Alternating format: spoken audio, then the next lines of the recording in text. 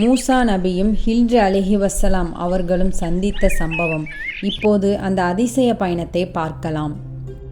ஒருமுறை நபி மூசா அலைஹிவஸ்ஸலாம் பனு இஸ்ராயில் கூட்டத்தில் உரையாடி கொண்டு இருந்த போது அதில் ஒரு மனிதர் மக்களிடையே மிகவும் அறிவு பெற்றவர் யார் என்று கேட்டார். அதற்கு மூசா நபி, நான் தான் அதிகம் அறிவு பெற்ற மனிதர் என்று கூறினார். அதற்கு அல்லாஹ் மூசா நபியிடம், என் அடியார்களில் ஒருவர் உள்ளார். அவருக்கு நான் ஒரு சிறந்த அறிவையும் ஞானத்தையும் கொடுத்துள்ளேன். நீ அறியாதவற்றை அவர்கள் அறிவார்கள் என்று அல்லாஹ் கூறினான். யார் அவர்? அவர்களை நான் எங்கு காண முடியும் என்று ஆர்வத்துடன் கேட்டார்கள் மூசா நபி. அதற்கு அல்லாஹு தஆலா, இரு கடல்கள் ஒன்று சேரும் இடத்தில் நீங்கள் அவரை காணலாம். நீங்கள் மீனை எடுத்து ஒரு கூடையில் வைக்கவும். நீங்கள் எங்கு அந்த மீனை இழக்கிறீர்களோ அங்கு நீங்கள் அவரை காணலாம் என்று கூறினான். பிறகு மூசா அலைஹிவஸ்ஸலாம் மற்றும் தன்னிடம் இருந்த ஒரு இளைஞரும் அந்த மனிதரை காண பயணத்தை தொடங்கினார்கள். நீண்ட நேரம் பயணத்திற்கு பிறகு மூசா அலைஹிவஸ்ஸலாம் சிறிது ஓய்வெடுப்பதற்காக உறங்கினார்கள். அந்நேரத்தில் கூடையில் இருந்த மீன் கடலில் குதித்து சென்று விட்டது.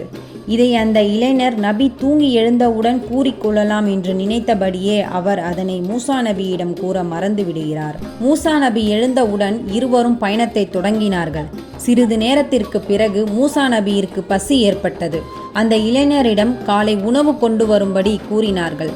அப்போதுதான் அந்த இளைஞர் மூசா நபியிடம் கூறினார், மீன் கடலில் பாய்ந்து சென்று விட்டது. அதை நீங்கள் தூங்கி எழுந்தவுடன் கூறிக்கொள்ளலாம் என்று நினைத்தேன். ஆனால் ஷைத்தானுடைய சூழ்ச்சியினால் அதனை நான் மறந்துவிட்டேன் என்று கூறினார்.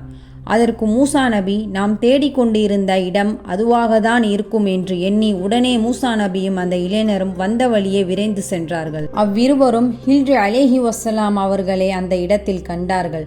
மூசா நபி அவர்களிடம், உங்களுக்கு கற்பிக்கப்பட்ட நன்மையானவற்றை நீங்கள் எனக்கு கற்றுக் கொடுப்பதற்காக நான் உங்களை பின்தொடரட்டுமா என்று கேட்டார். அதற்கு அவர், என்னுடன் பொறுமையாக இருக்க நிச்சயமாக நீ சக்தி பெறவே மாட்டீர் என்று கூறினார்.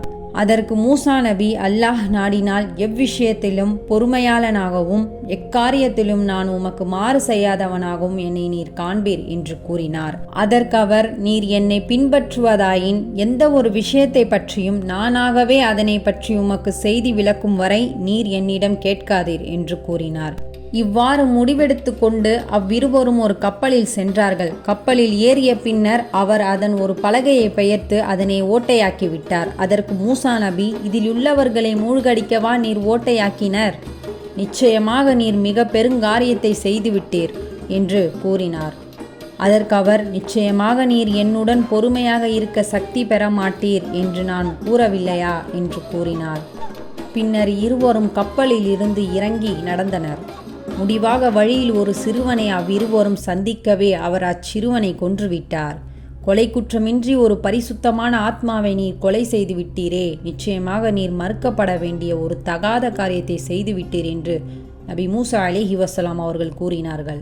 அதற்கு ஹில்ர் அலைஹிவஸ்ஸலாம் அவர்கள், நிச்சயமாக நீர் என்னுடன் பொறுமையாக இருக்க சக்தி பெறவே மாட்டீர்கள் என்று உமக்கு நான் முன்னரே கூறவில்லையா என்று மூசா நபியிடம் கேட்டார். இதன் பிறகு எவ்விஷயத்தை பற்றியும் உம்மிடம் நான் கேட்டால் நீர் என்னை உம்முடன் வைத்துக் கொள்ள வேண்டாம் என்று மூசா நபி ஹில்ர் அலைஹிவஸ்ஸலாம் அவர்களிடம் கூறினார்கள். பிறகு இருவரும் ஓர் ஊர்வாசிகளிடம் வந்து சேர்ந்தனர். அவர்களிடம் தங்கள் இருவருக்கும் உணவளிக்குமாறு கேட்டார்கள். அதற்கு அவர்கள் மறுத்துவிட்டார்கள். பிறகு அவ்வூரில் ஒரு சுவரை இடிந்து விழும் நிலையில் அவ்விருவரும் கண்டனர். ஆகவே அவர் அதனை விழாது நிறுத்தி வைத்தார். அதற்கு மூசா நபி அவர்களிடம், நீர் நாடி இருந்தால் அவ்வூராரிடம் இதற்குரிய கூலியை எடுத்திருக்கலாமே என்று கூறினார்.